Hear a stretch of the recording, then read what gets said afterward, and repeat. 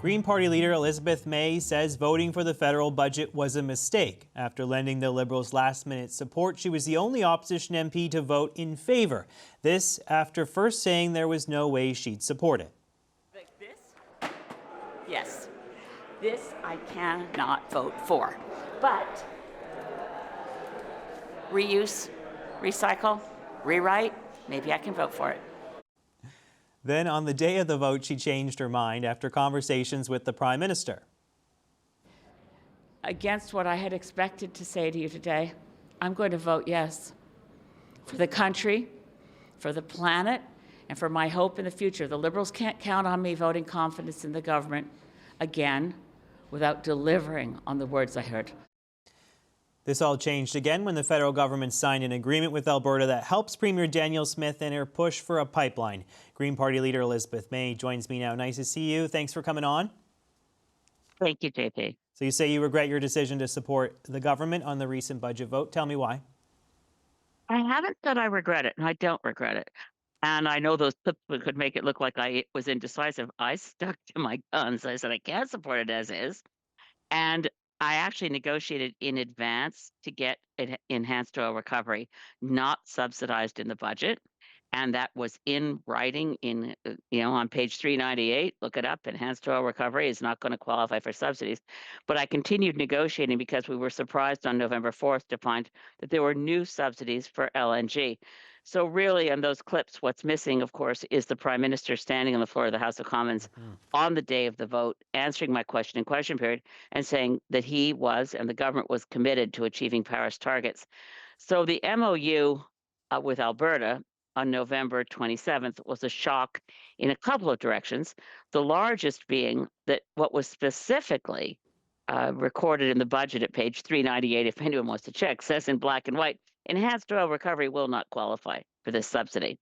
And then 10 days later, Premier Danielle Smith is promised the subsidies all over the place, many, many different kinds of subsidies, money pouring into Alberta for many things, but including specifically precluded in the budget document, enhanced oil recovery is now going to be eligible for the subsidies that it wasn't just 10 days earlier. And of course, all the other elements of saying that we'd consider lifting the tanker ban and we will push hard for a bitumen pipeline. There were a lot of shockers there. And obviously I wasn't the only one shocked because Stephen Guilbeault left cabinet over it. So I'm someone who acts on principle and I don't regret how I voted, but I voted based on trusting that the Prime Minister would keep his word.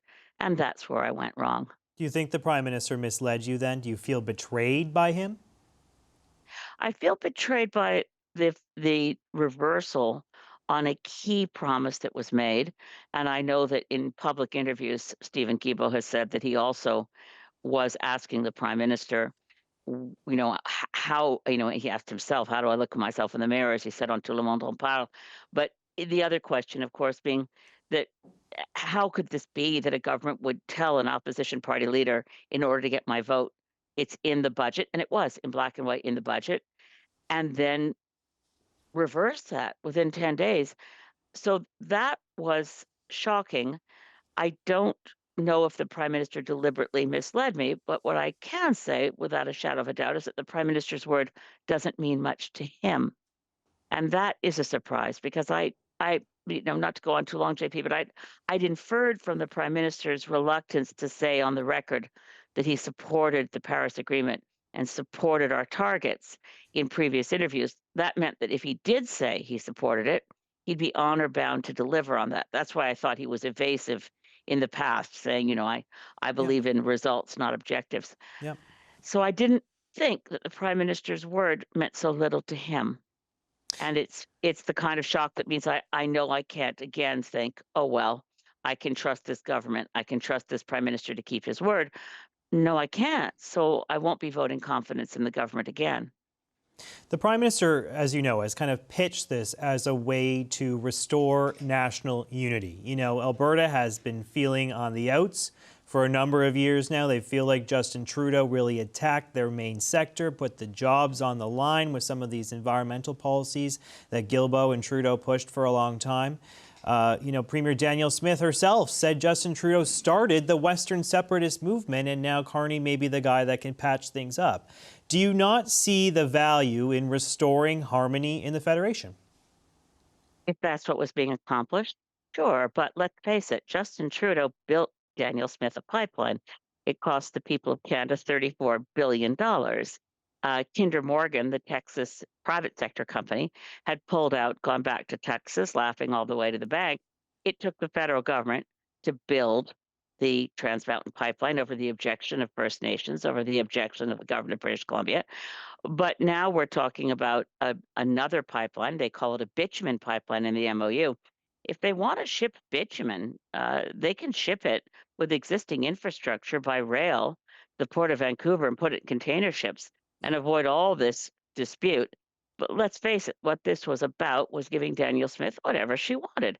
And it includes billions of dollars to subsidies to fossil fuel companies, some of the wealthiest companies on earth. It includes billions to build a brand new nuclear industry within Alberta, again, without consultation with First Nations. And it includes the notion that this pipeline, which is not a bitumen pipeline, of course, they can't put bitumen, which is a solid, in a pipeline, but diluted bitumen is very dangerous, more dangerous than shipping bitumen as a solid. And they've said in the MOU, the proponent is the province of Alberta. And the only private sector condition is that there be private sector financing. I'm appalled by the all-in nature of the Prime Minister's commitment to deliver something to Alberta while ignoring the concerns of British Columbia, ignoring the concerns of First Nations.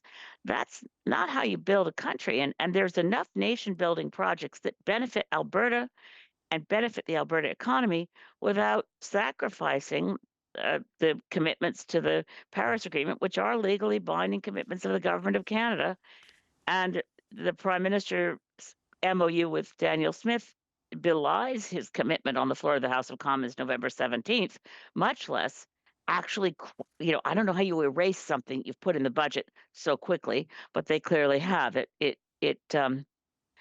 was shocking for me, but obviously even more shocking for former Minister Stephen Guilbeault. The federal government has the constitutional power, really, to push something like this through. Obviously, there has to be consultations. I take your point that has not really gone on to this point with BC or First Nations. No. But we've seen from the BC top court, reaffirmed by the Supreme Court, BC does not have a veto. And what the government has to do with First Nations is consult with them. There's nothing about a veto in the recent rulings on the Trans Mountain Pipeline. How far are you willing to go to try and stop this pipeline if they do decide to charge ahead despite some of the opposition? I think there's something about integrity and believability. We're on a path to reconciliation. I thought we were in this country. So under Section 35 of the Constitution, yes, there's a requirement for consulting with rights holders. Earlier today, the Assembly of First Nations assembled, all of the First Nations assembled in the gathering in Ottawa, passed a unanimous resolution against the MOU with Alberta because of the threat to existing agreements, treaties, and ongoing work with the coastal British Columbia First Nations. But as I said before, also, Alberta First Nations were not consulted about how they feel about a nuclear industry and nuclear waste in their territories. There's also, of course, the fact that Canada committed ourselves to the United Nations Declaration on the Rights of Indigenous Peoples, which is free, prior, and informed consent, none of which has occurred here. So, I mean, and in that studio, although it was David Cochrane in the chair, pretty famously now, Tim Hodgson, the energy minister, said, well, I'll consult with First Nations on Zoom. This is a rollback to a more colonial, exploitative period that is really shocking to me when I think of all the work that needs to be done to show respect and work towards reconciliation with Indigenous peoples. You just don't wave that away. And I guess this current government thinks you can wave it away and pretend it's not important. I think it's important to many Canadians that we live up to our word as a country and respect treaty rights and the relationship between the Crown and Indigenous peoples across Canada. I will say the Prime Minister did assure the AFN today that there will be consultation on that, but I take your point. It does seem like how do you make it? All right, JP, you can't make it prior. Yeah, it certainly wasn't prior. Maybe the next national project the major projects office could be working on a time machine, Yeah. and perhaps that will make it possible to have prior Yep. informed consent to something they've already announced. All right, let's leave it there. Thank you so much. Green Party leader Elizabeth May, always nice to see you. Thanks for coming in. Thank you.